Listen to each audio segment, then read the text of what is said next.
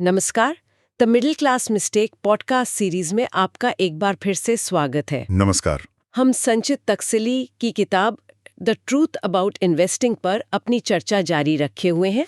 और आज हम बात कर रहे हैं एक बहुत ही दिलचस्प मिथक पर, मिथ 92, जो कहता है रेगुलेशंस वहां होते हैं जहां रिटर्न्स कमाने की अपॉर्चुनिटी कम होती है। हाँ, मतलब सीधी भाषा में जहां नियम कानून ज्यादा वहां पैसा बनाने के मौके कम। ये तो बहुत ही जानी पहचानी बात लगती है ना। मतलब हम सबको कभी ना कभी ऐसा लगता है कि कोई सीक्रेट इन्वेस्टमेंट क्लब है जहां सिर्फ अमीर लोग ही जा सकते हैं। बिल्कुल। और ये धारणा बनती कैसे है?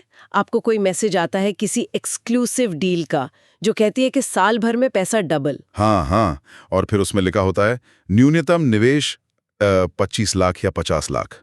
तो पहली सोच यही आती है, अच्छा तो अमीर लोग ऐसे पैसा बनाते हैं। एग्जैक्टली। और लेखक के अनुसार यहीं से वो गलत धारणा जन्म लेती है। निवेशक इस हाई टिकट साइज को, मतलब इस बड़ी इन्वेस्टमेंट अमाउंट को, एक दीवार की तरह देखने लगते हैं। एक दीवार जो उन्हें बाहर रखने के लिए बनाई गई है। सही। उन्हें लगता है कि रेगुलेटर बस अमीरों का साथ दे रहे हैं। और इसका सबसे खतरनाक नतीजा ये होता है कि लोग ये मानने लगते हैं कि असली पैसा तो वही बनता है जहां जहां कोई नियम ही नहीं है। अच्छा, तो ये एक हम बनाम वो वाली सोच बन जाती है। लेकिन किताब में तो इस पूरी सोच को ही पलट दिया गया है। लेखक कहते हैं कि हम इन नियमों का मतलब उनका मकसद ही गलत समझ रहे हैं। हाँ, और यही इस विश्लेषण का सबसे मजेदार हिस्सा है। लेखक का तर्क है कि ये कोई बैरियर नहीं बल्कि एक योग्यता फिल्टर है, एक कॉम्पिटेंसी फिल्टर। योग्यता फिल्टर, इसका क्या मतलब हुआ? देखिए, रेगुलेटर ये नहीं कह रहा कि आप अंदर नहीं आ सकते।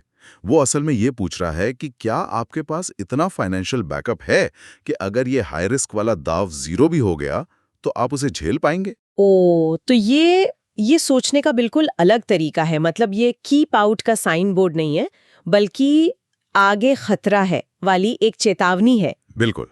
ये उन निवेशकों को फिल्टर करने के लिए है जिनके पास न सिर्फ पैसा है बल्कि जो उस इन्वेस्टमेंट से जुड़े बड़े जोखिमों को समझते हैं, या कम से कम वो पूरा पैसा डूबने का झटका बर्दाश्त कर सकते हैं। समझ गई।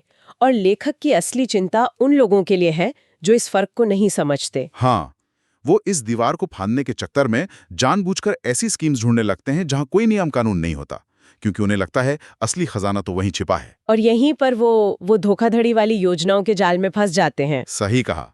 वो जिसे खजाना समझ रहे होते हैं, असल में वो एक खाई होती है। ठीक है, तो जब एक निवेशक ये समझ जाए कि नियम उसके दुश्मन नहीं बल्कि एक तरह से उसके सेफ्टी गार्ड हैं, तो अगला कदम क्या होना चाहिए? किताब में इससे बचने की कोई सलाह दी गई है? हाँ बिल्कुल, लेखक कहते हैं कि इसका समाधान ज्ञान और अपने आप को सही से आंकने में है। पहला कदम है रिसर्च। रिसर्च किस बारे में? सिर्फ रिटर्न पर नहीं, इस बात पर कि इस इन्वेस्टमेंट का न्यूनतम टिकट साइज इतना ज्यादा क्यों रखा गया है, ये इसके रिस्क के बारे में क्या बताता है। ये सवाल पूछना बहुत जरूरी है। और मुझे लगता है कि ये रिसर्च सिर्फ मार्केटिंग ब्रोशर से आगे जानी चाहिए। हाँ। किताब में भी TNCs यानी नियम और शर्तों को ध्यान से पढ़ने पर जोर दिया गया है। हाँ।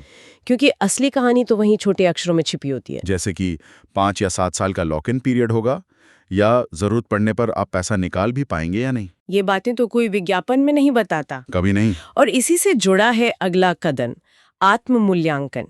रिसर्च के बाद खुद से ईमानदारी से पूछना होगा, क्या मेरी रिस्क लेने की क्षमता और मेरी फाइनेंशियल हालत सच में इस लायक है? और यहीं पर शायद एक अच्छे इन्वेस्टमेंट एडवाइजर की जरूरत पड़ती है ना, जो एक बाहर वाले की नजर से आपकी सोच और आपकी असलियत के बीच का फर्क बता सके। बिल्कुल सही। तो ये एक तरह की 4 चरणीय जांच है। पहले टिकट साइज के पीछे का क्यों पता करें, फिर छोटी छोटी लिखी शर्तों को पढ़ें, तीसरा किसी एक्सपर्ट से सलाह लें, और चौथा और सबसे जरूरी, खुद से ईमानदार रहें। तो सार ये है कि नियामक अनुपालन यानी रेगुलेटरी कंप्लायंस निवेशकों की सुरक्षा के लिए है, न कि हाई रिटर्न के अवसरों को कम करने के लिए। एकदम सही। नियम आपको रोकने के लिए नहीं बल्कि ये पक्का करने के लिए हैं कि आप पूरी तैयारी के साथ मैदान में उतरें। तो अगली बार हम मिथ 93 पर चर्चा करेंगे। वो भी इसी चैप्टर से जुड़ा है। हाँ, वो भी बहुत दिलचस्प है। मिथ है, नई टेक आधारित निवेश योजनाओं में मोटा पैसा बनता है, यानी हाई रिटर्न्स लेस लिक्विडिटी।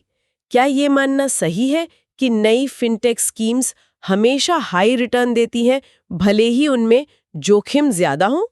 ये जानने के लिए आपको अगला एपिसोड सुनना होगा। फाइनेंशियल लिटरेसी के इस सफर में हमारे साथ बने रहने के लिए धन्यवाद। अगली बार मिलते हैं। जय गुरुदेव। जय गुरुदेव।